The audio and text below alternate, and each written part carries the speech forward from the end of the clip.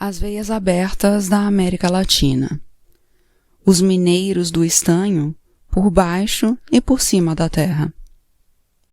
Há pouco menos de um século, um homem quase morto de fome lutava contra as rochas em meio às desolações do altiplano da Bolívia.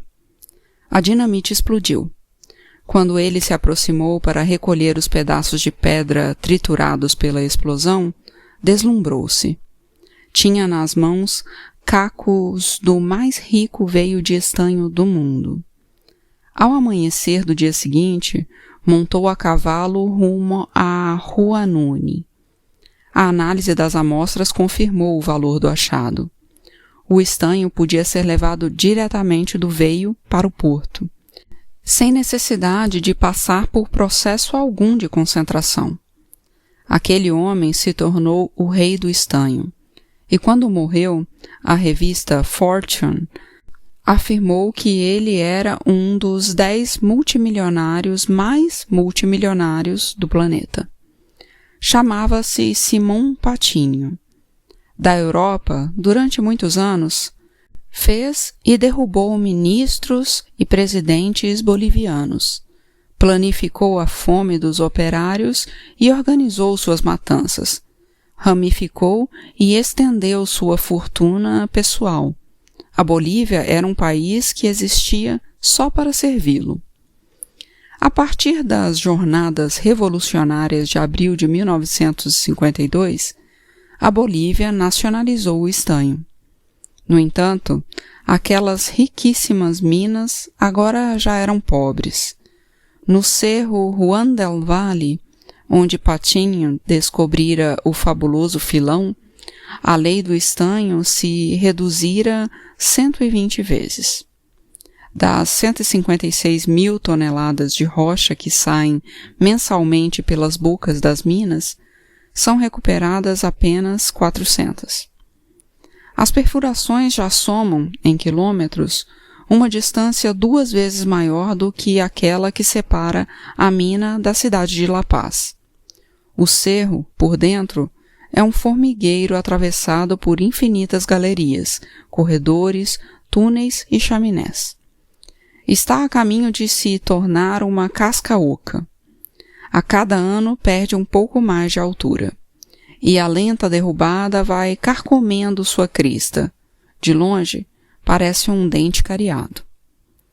Antenor Patinho não só recebeu uma considerável indenização pelas minas, como também manteve o controle do preço e do destino do estanho expropriado.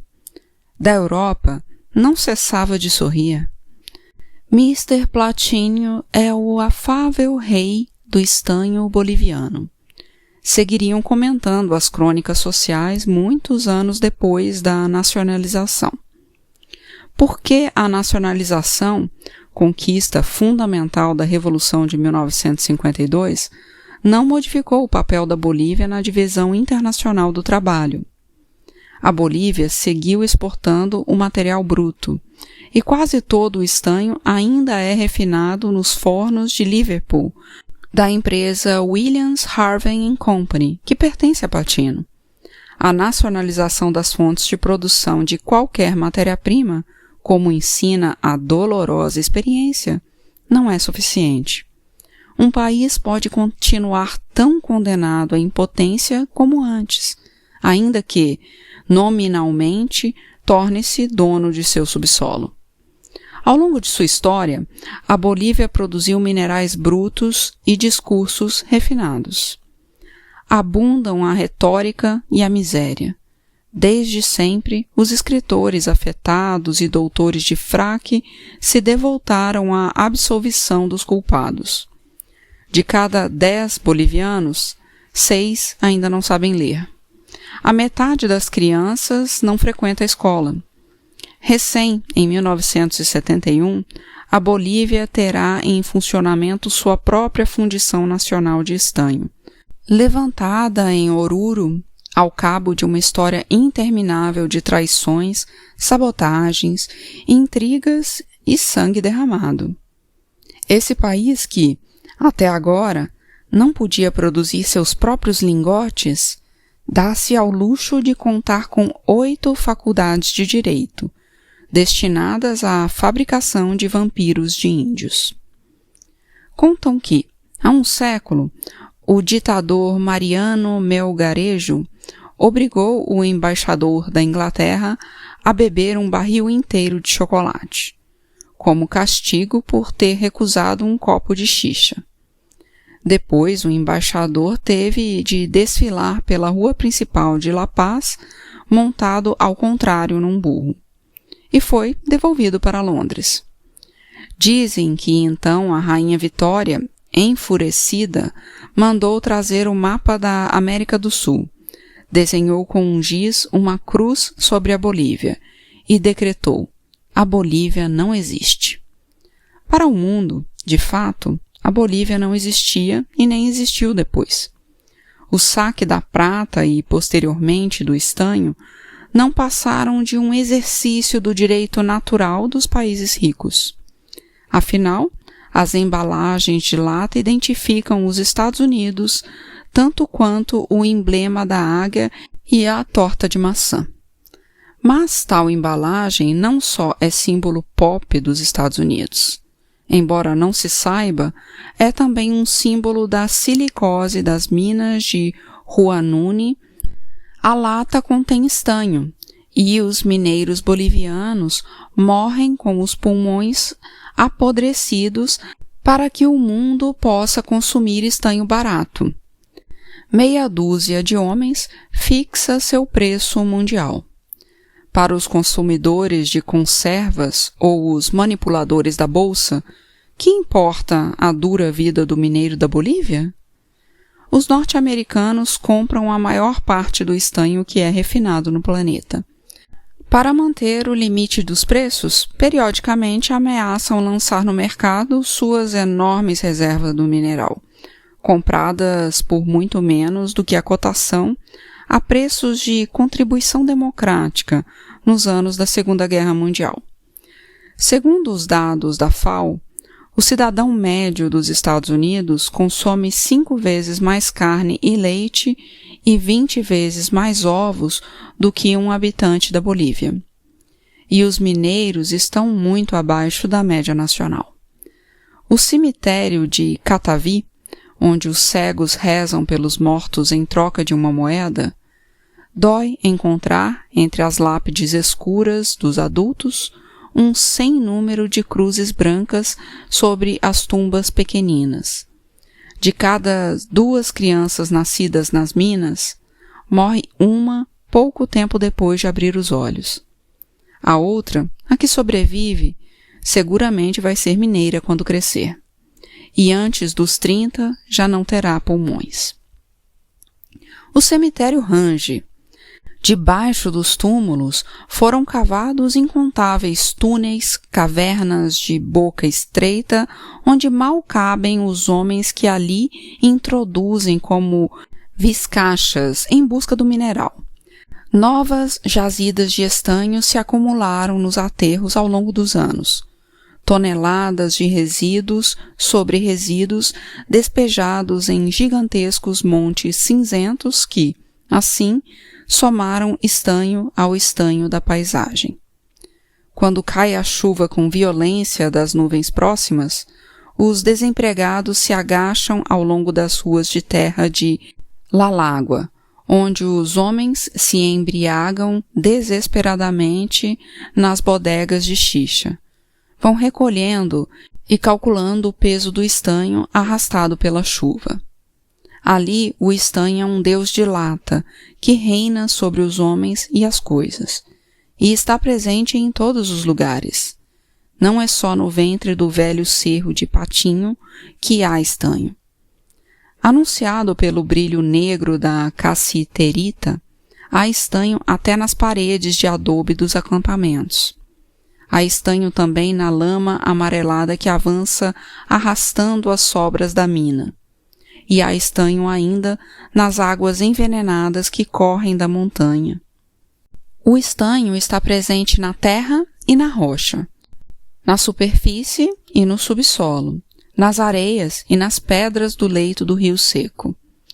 Nessas terras áridas e pedregosas, a quase 4.000 metros de altitude, onde não cresce o pasto e onde tudo, até as pessoas, tem a cor escura do estanho.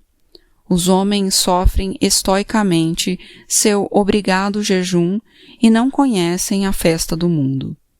Vivem em acampamentos amontoados em casas de uma única peça de chão batido, o vento cortante pelas frestas. Um informe universitário sobre a mina de Koukerie revela que, de cada 10 rapazes pesquisados, 6 dormem na mesma cama de suas irmãs, e acrescenta: muitos pais se sentem constrangidos quando seus filhos os observam durante o ato sexual. Não há banheiros, as latrinas são pequenos cubículos cheios de imundície e moscas. As pessoas preferem usar os quintais, áreas abertas, onde ao menos circula o ar. Apesar do lixo e dos excrementos acumulados e dos porcos que refocilam felizes. Também é coletivo o serviço de água. É preciso esperar que a água chegue e se apressar, fazer fila, recolher a água do tanque público com latões de gasolina ou jarros de barro. A comida é escassa e de mau aspecto. Batatas, macarrão, arroz, farinha, milho miúdo e um naco de carne dura. Estávamos no fundo do cerro Juan del Valle. O uivo penetrante de uma sirene que chamava os trabalhadores do primeiro turno ressoara no acampamento algumas horas antes.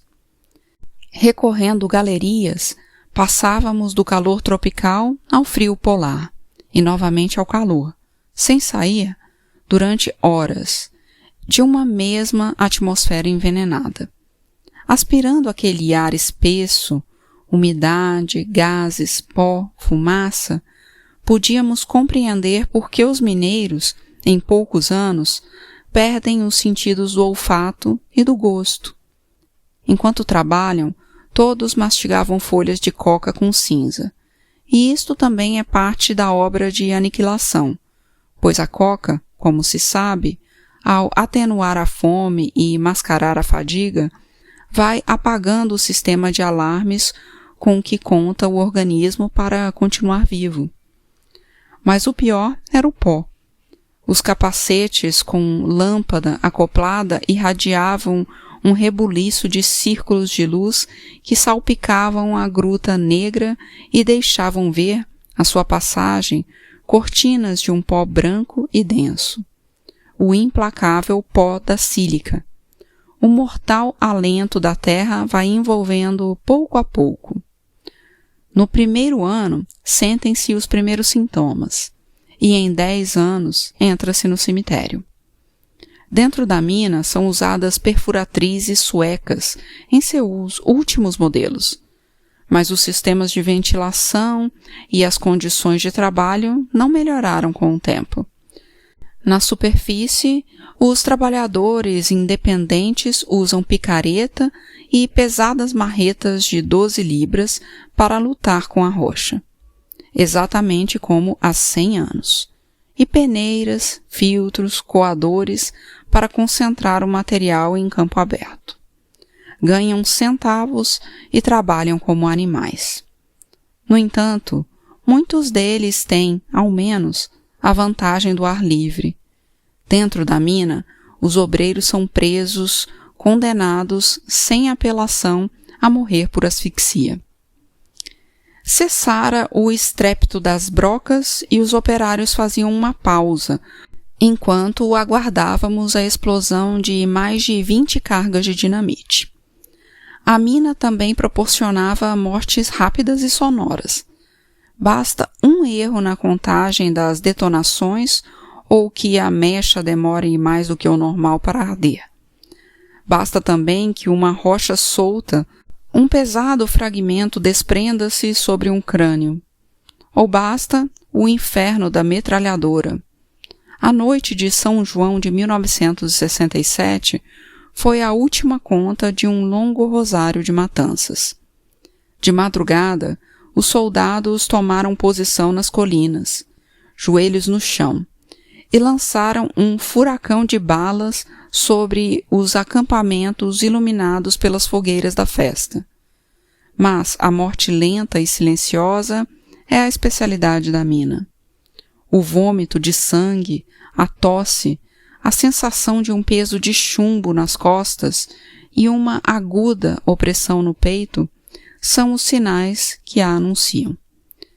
Depois do exame médico, vêm as peregrinações burocráticas, que nunca se acabam. Dão o prazo de 3 meses para desocupar a casa. Já havia cessado o estrépito das brocas e a explosão logo estremeceria aquele veio escorregadio cor de café, e lembrando uma cobra. Agora era possível falar. O volume da coca inflava as bochechas dos operários e pelas comissuras de seus lábios escorria uma baba esverdeada. Um mineiro passou, apressado, chapinhando no barro entre os trilhos da galeria. Esse é o novato, disseram-me. Viu só? Com sua calça do exército e o blusão amarelo, sobressai sua juventude. Ele entrou agorinha e como trabalha. Ainda é um bom braço. Ainda não sente nada. Os tecnocratas e os burocratas não morrem de silicose, mas vivem dela. O gerente-geral da Comibol, Corporação Mineira Boliviana, ganha 100 vezes mais do que um obreiro. De um barranco que cai a pique no leito do rio, no limite de Lalágua, pode-se ver o Pampa de Maria Barzola. Chama-se assim em homenagem a uma militante operária que, há quase 30 anos, à frente de uma manifestação, caiu com a bandeira da Bolívia cozida ao corpo pelas rajadas de metralhadoras. E além do Pampa de Maria Barzola, pode-se ver o melhor campo de golfe da Bolívia. É um campo usado pelos engenheiros e principais funcionários de Cataví. O ditador René Barrientos reduziu à metade o salário de fome dos mineiros em 1964, ao mesmo tempo em que elevou a remuneração de técnicos e burocratas proeminentes. Os salários do pessoal superior são secretos e em dólares. Há um poderoso grupo assessor formado por técnicos do Banco Interamericano de Desenvolvimento e da Aliança para o Progresso e da Banca Estrangeira Credora, cujos conselheiros orientam a mineração nacionalizada da Bolívia de tal modo que, nesta altura, a Comibol, convertida num Estado dentro do Estado, constitui uma propaganda viva contra a nacionalização de qualquer coisa. O poder da velha rosca oligárquica foi substituído pelo poder de numerosíssimos membros de uma nova classe, que têm dedicado seus melhores esforços para sabotar por dentro a mineração estatal. Os engenheiros não só torpedearam todos os projetos e planos destinados à criação de uma fundição nacional, como também colaboraram para que as minas do Estado ficassem fechadas nos limites das velhas jazidas de Patino, Aramaio e Rothschild, em acelerado processo de esgotamento de reservas. Entre fins de 1964 e abril de 1969, o general Barrientos rompeu a barreira do som na entrega dos recursos do subsolo boliviano ao capital imperialista, com a aberta cumplicidade de técnicos e gerentes. Sérgio Almaraz, num de seus livros, conta a história da concessão dos aterros de estanho à International Mining Processing Company. Com um capital declarado de apenas $5.000, a empresa de tão pomposo nome obteve um contrato que lhe permitirá ganhar mais de 900 milhões.